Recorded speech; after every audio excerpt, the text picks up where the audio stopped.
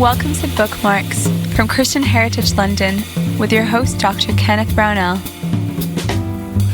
Well, here I am in the rectory of St. Anne's in Limehouse, and I'm with Richard Bray, who's been the rector here. What's the difference between a rector and a vicar? If I had £1 for the number of times I've been asked that question, it's really a historic difference these days.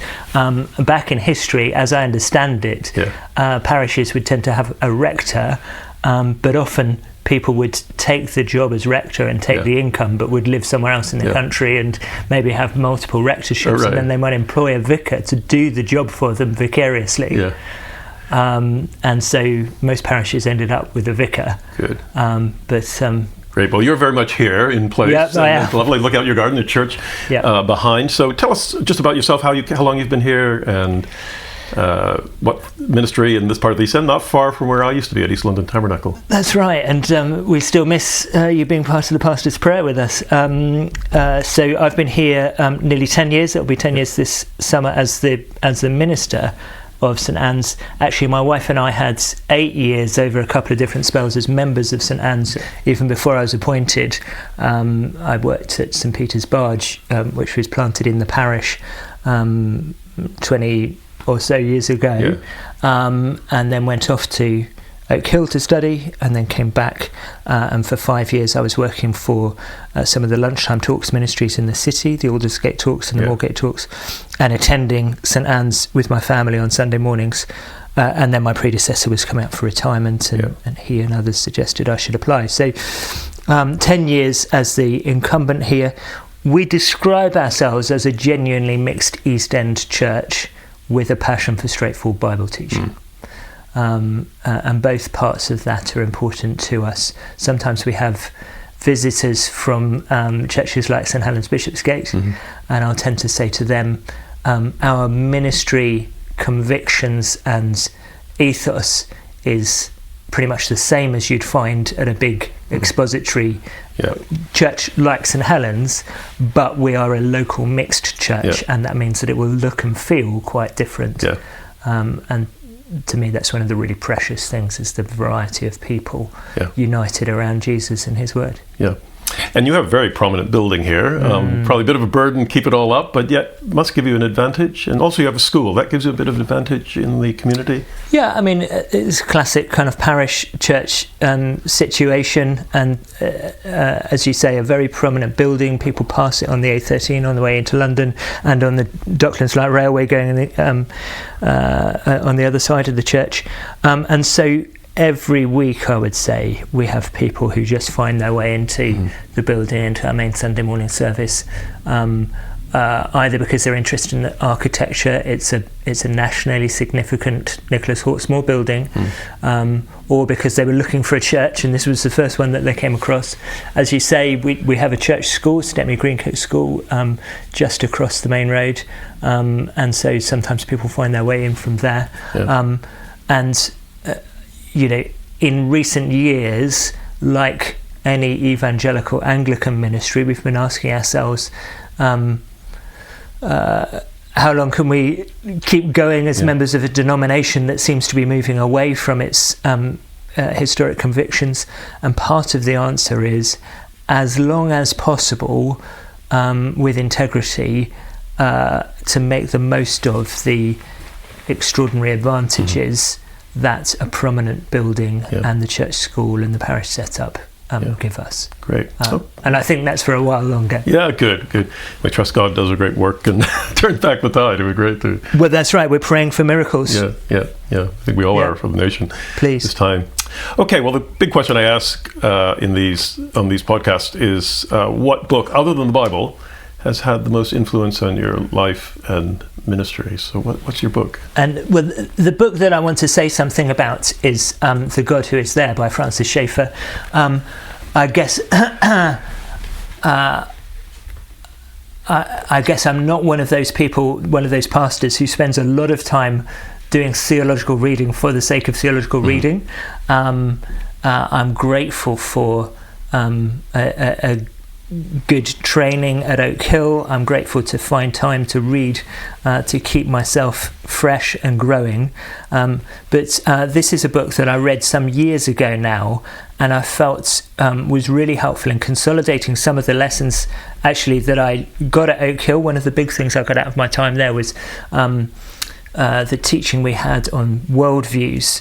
And I was just saying to someone at lunchtime, the longer I go on in the Christian life, the more encouraged I am at seeing the consistency of a Christian worldview and the inconsistency of every other worldview.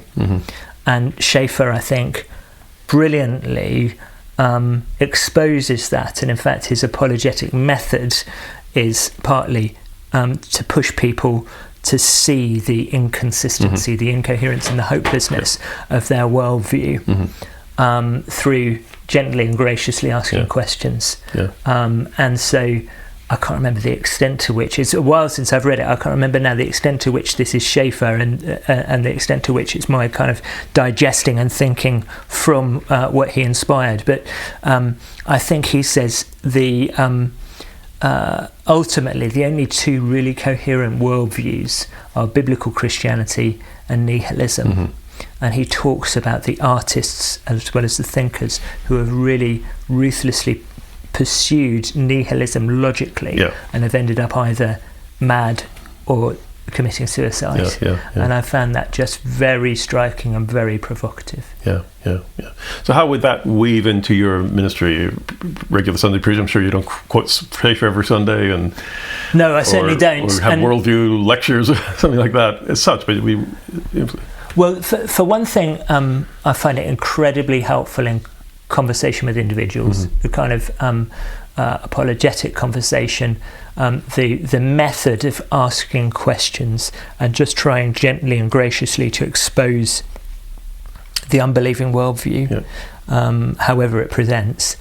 I think in terms of pulpit ministry, I'm hoping to show the coherence of a Christian worldview, and where I can, to show the things that I've been so nourished by in seeing how the whole Bible story fits together and matches up. And that's biblical theology first and foremost, I think, that it's one story, and it's remarkable to think of, it's an unforgeable document. Because it's beyond human ingenuity, the way that the patterns, the stories, the prophecies and so on all integrate. And also secondarily in my preaching, I'm trying to show that there's no other worldview that would match up to this. And so especially here in Tower Hamlets, the two big alternatives, the two big rivals to a Christian worldview, I guess, would be Islam and a kind of secular Western materialism.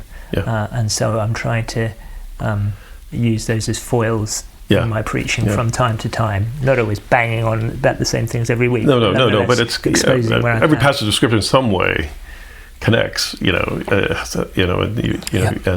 to force it. It's just sort of that. I suppose people exposed over time begin to see what it's about. The other part of this book, which I found absolutely eye-opening and helpful, is there's an appendix at the back of The God Who Is There, which is called The Problem of the Middle Class Church in the Latter Half of the 20th Century. And over 4 or 5 pages, 4.5 pages, he addresses the question of why children of middle-class Christian families are no longer growing up in the faith. And he says that we need to listen to their objections and take them seriously, and we need to show them basically a diverse Christian community that's rooted. And that to me just helps to clarify and confirm for me our vision as a church here, a genuinely mixed East End church with a passion for straightforward Bible teaching. And part of that vision is an apologetic to the middle class communities around us, who kind of see through, I think, a homogenous ministry, and they're in the East End very often because they quite like to be somewhere that feels a bit gritty and has a bit of integrity, and they want to see that in church. And I mean Schaeffer exemplifies so much of that in Bray.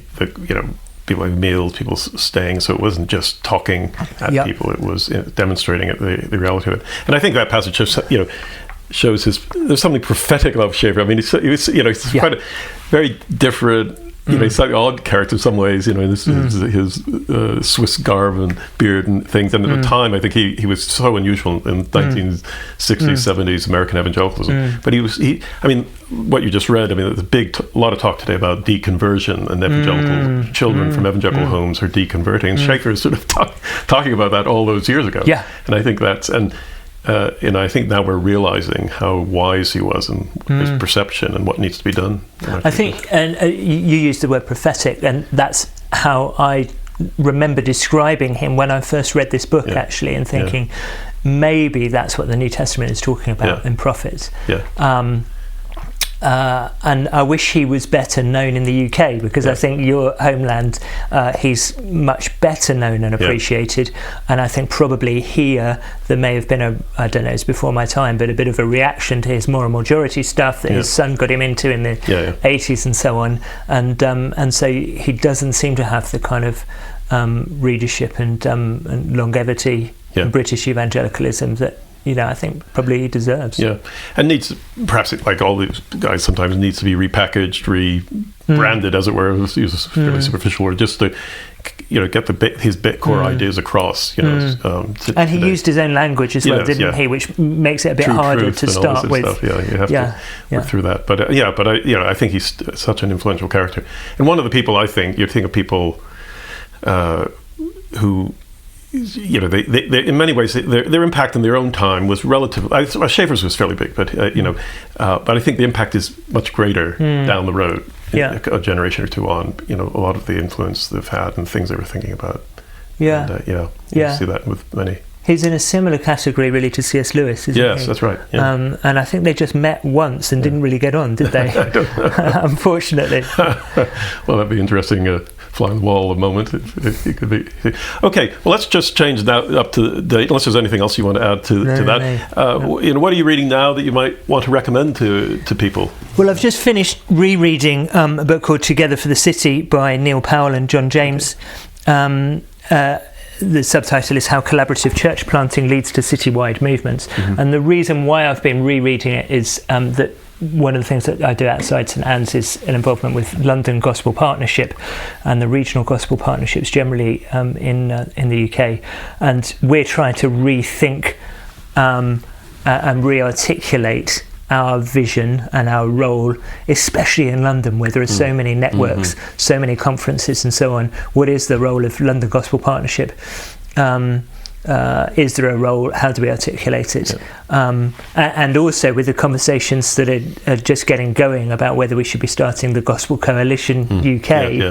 And so I've been rereading this book, which I found very helpful. It's not talking about gospel partnerships. In a way, it's there's an implicit critique of gospel partnerships, I think, with the book.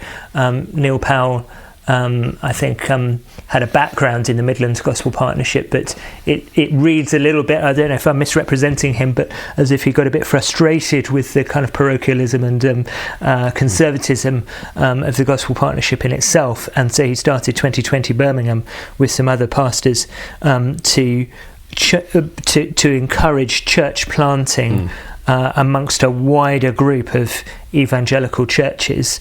But I found it a very stimulating book in just thinking about what partnership is and who we can work with. And I think there's a valid challenge there about, if we expect to see ourselves in the eternal kingdom with some people, how can we not urge on their ministry now, even if we couldn't necessarily partner directly with them in it? Yeah, I think that's a great challenge. We've worked in this area, and you have I suppose concentric circles from your sort of church, like yourself, that share most of your ecclesiology or your theology and priorities and emphases in ministry, and then a bit further out, and people you can work with, obviously converted, doing good gospel work, but there may be some aspects, and it keeps going out further, and it's where you draw those lines, where you how you effectively work within that context. And I find that I think best in dialogue with others, and I also have realised, especially these last 10 years as the lead pastor of a church, how I don't have all the answers, and how I need the support and the encouragement, as well as the kind of provocation of being with brothers and sisters who maybe take slightly different views on things. So you and I are at different sides of the Baptist divide. We together, with a couple of others, started something called East End Gospel Partnership a few years ago, including pastors and people involved with egalitarian churches, whereas we're both complementarian. And I think, I find it incredibly stimulating to work with brothers and sisters with whom I won't agree on everything. And I've been blessed by many of them. Excellent. Well, thank you very much, Richard, for your time and recommending these books, and may the Lord bless you in your ministry here at St. Anne's. Thank you, Ken. For more episodes of the Christian Heritage London podcast, and for information on Christian Heritage London events, tours and walks, please go to christianheritagelondon.org.